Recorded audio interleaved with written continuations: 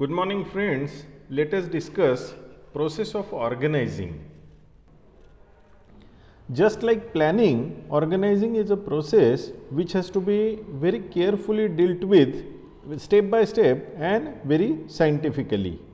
If organizing is not performed well, then the result may be chaotic situation, frustration, masses and all other different activities like loss of efficiency and limited effectiveness. Then how to carry it out step by step? The first one is identification of activities. What different activities like production, planning, then marketing, then R&D, all these activities should be identified and write down so as we can in next step we can group these activities.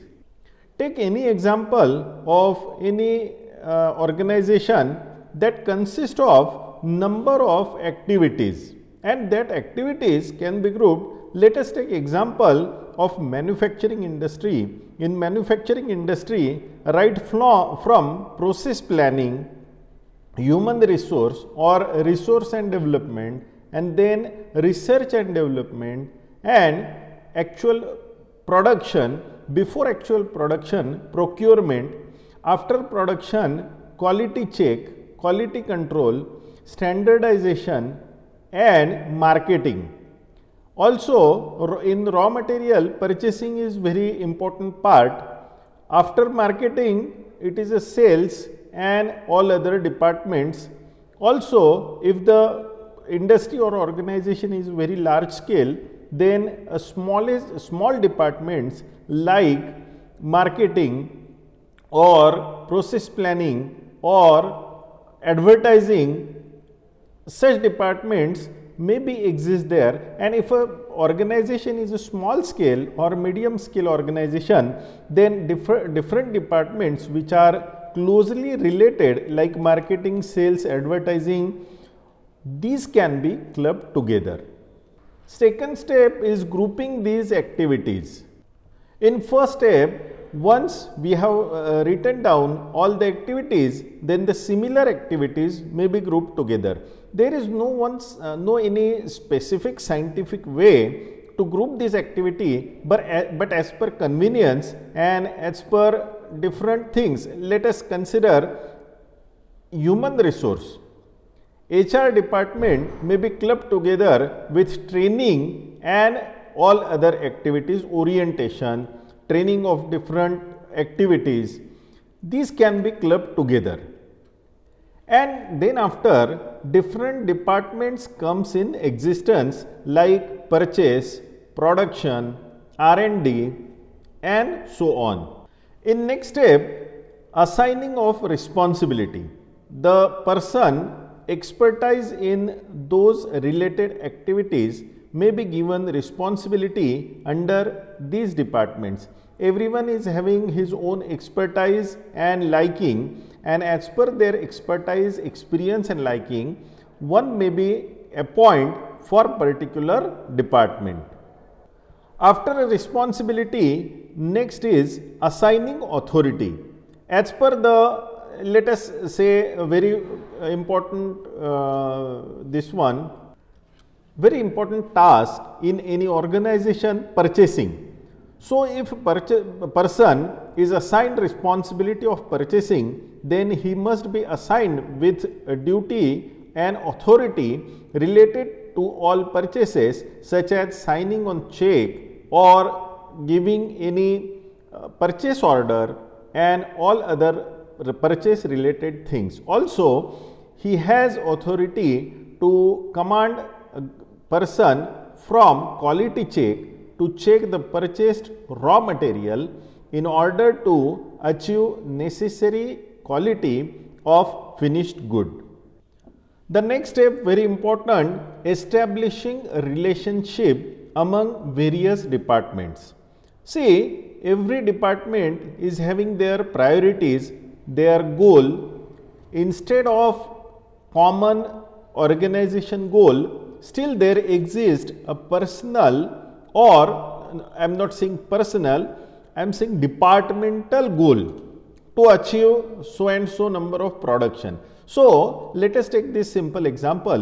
If production department is producing 1000 units per month, then they must be in coordination with purchase team. All raw material should be available at real time in order to purchase these 1000 items per month. And again, sales team, take example, if Maruti is producing 1000 units of cars per month, then raw material must be available real time. This is one part, and all these 1000 should be sold in that particular month or in a prescribed period.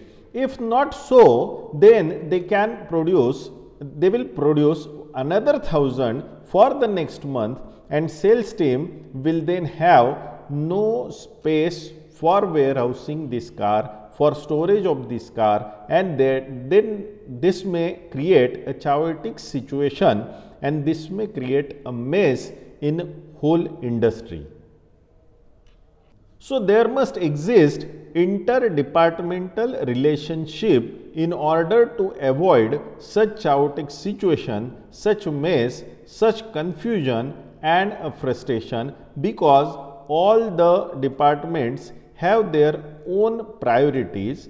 Still there exists a organization common goal, and that goal is oriented on a matter of profit.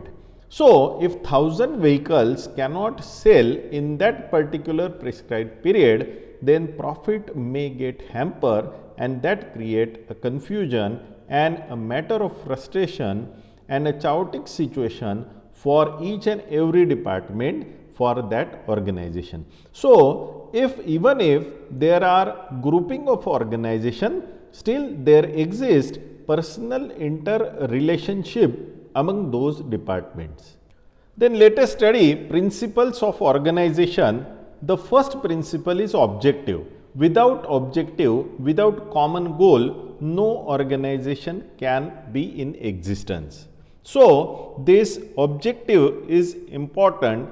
The second one is specialization. Specialize four M's, man, machine, material and money, should be available in order to achieve these common organizational objectives. The next one is span of control. Manager can directly supervise only a limited number of executives. In order to curtail a price, one may not say that each and every person can handle many things. That may create a very high level mess, and that may not create any outcome as such for organization. So span of control should be well defined in that order. Exceptions. This principle requires that organization structure should be designed that managers are required to go through the exceptional matters only, because one may not involve in very small things, and he may concentrate as per their expertise, as per their experience and as per their knowledge only a few vital things. One may see vital few principle in this matter. Let us take example of head of the family. Though he is head of family, he is only involved in main decision such as purchasing of big materials only. For daily purchasing of, let us say, crockery or any other things, or even a vegetable or grocery, he is depending on other members like a son, daughter or a wife for all his daily chores. The same example applies in an organization. Next one is scalar principle. This is also known as chain of command. Like house, there is a chain of command. For small demands, one can approach to mother, not directly father, because he may involve in his own tensions as well as daily routine and as well as a big matter. So for shorter demand, like one need a chocolate or arranging a birthday party. A father is not involved all the way in small things. This is also exactly the same with scalar principle. Unity of command. The next principle is unity of command. One person should be commanded by only a single person. Also, for leave on and all other such things, he may approach to one person only. Otherwise, this may create a confusing situation. Delegation. Delegation means assigning a work. Delegation should be done by immediate boss only. If not so, then the delegation is, or delegation can be, delegation of work can be by higher authorities, but through next boss only. Otherwise, it will create a confusing situation. Very well known principle, responsibility and authority, that is also important. Efficiency is also must thing in an organization.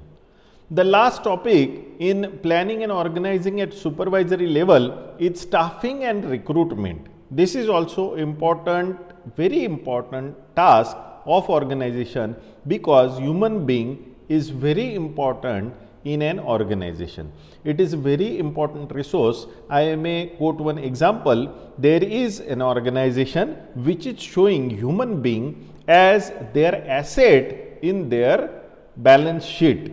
This is Infosys. Infosys organization have shown human beings are their asset class. Just like different money matters, they are showing human being as their asset. So, this is one of the important resource as organization is concerned. This may be handled as manpower planning, recruitment, selection of the best qualified from those who seeks a job, training and development.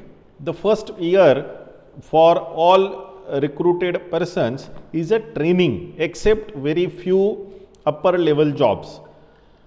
Performance appraisal and compensation, because if human being is not satisfied in organization, he may choose or he may search another job in similar industries. So, what this nature and importance of staffing, increasing size of organization, it depends on size of organization, advancement in technology, large range needs of manpower, recognition of human relation.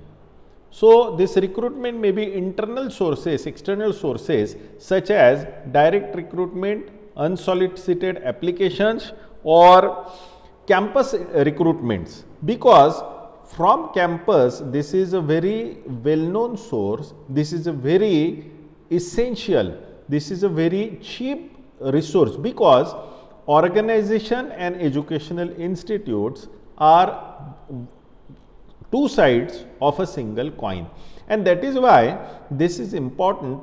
Campus recruitment, one may get a very reasonable price for this recruitment, because all are freshers. Only training and expertise expenses may be higher for those students, because they are plainly not knowing the practical things, and that is why the next 1 year is total expenses on their training.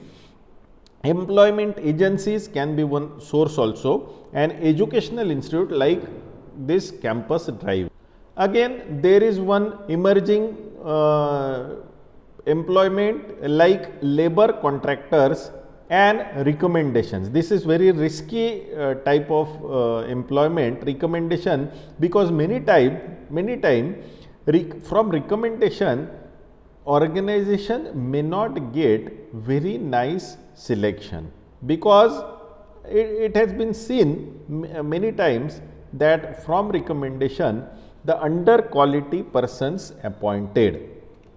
The selection process may be based on first one written, then general discussion, group discussion, and then personal interview.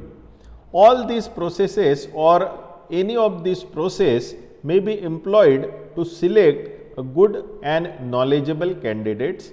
Many times for higher post there is direct recruitment of staff, but this is for very few upper post. The final selection and training depends on education and their experience in the particular field. So, this is all about planning and organizing at supervisory level.